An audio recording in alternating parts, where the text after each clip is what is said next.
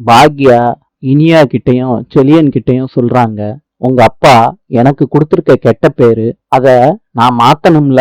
அத பத்தியே யோசிச்சுக்கிட்டு வேலை செஞ்சதுனால என்னால வர முடியல, அவ்வளவுதான். இனியா கேக்குறாங்க, அம்மா அப்பனா அண்ணே உனக்கு முக்கியம் இல்ல, செலியனும் எனக்கு முக்கியம் தாண்டி.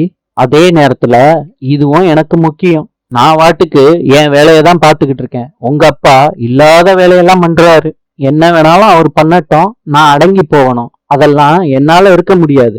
அதுக்கான பதிலடிய அம்மா நான் கொடுக்கணும்ல, அதுக்காண்டி வேலையதான் நான் செஞ்சுக்கிட்டு இருந்தேன். செலியா, இதுக்கு மேல விளக்கம்லாம் கொடுக்க முடியாதுப்பா, எனக்கு ரொம்ப டயர்டா இருக்கு.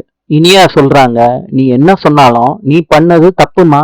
நீ பூஜைக்கு கட்டாயமா வந்திருக்கணும். நீ வரலன்னு தெரிஞ்ச உடனே அண்ணன் எவ்வளவு சங்கடப்பட்டாருன்னு தெரியுமாமா, எப்படி அழுதாங்க தெரியுமாமா. நீ பண்ணது தப்புமா. ஈஸ்வரி சொல்றாங்க, இனியா பாப்பா, நடந்தது என்னன்னு தெரியாம நீ பேசிக்கிட்டு இருக்காத பாப்பா. வெந்த பொண்ணுல வேலை பாய்ச்சிக்கிட்டு இருக்க. எழில் தம்பி தான் பூஜைக்கு பாக்யாக்கா வரக்கூடாதுன்னு வெளியே அனுப்பிச்சிச்சு தெரியுமா.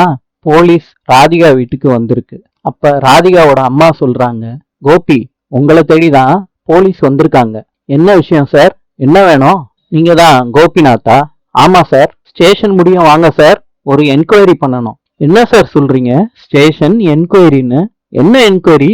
கோபி சார், நீங்க ஸ்டேஷனுக்கு வாங்க, அங்க சொல்றோம். ராதிகாவோட அம்மா சொல்றாங்க, அது எப்படி சார், 2 பேர் வருவீங்க, ஸ்டேஷனுக்கு வான்னு என் மாப்பிள்ளைய கூப்பிடுவீங்க, நாங்க அனுப்பி வைக்கணும். எப்படி சார்? போலீஸ் கேக்குறாங்க, உங்களுக்கு பாக்யலட்சுமி தெரியுமா?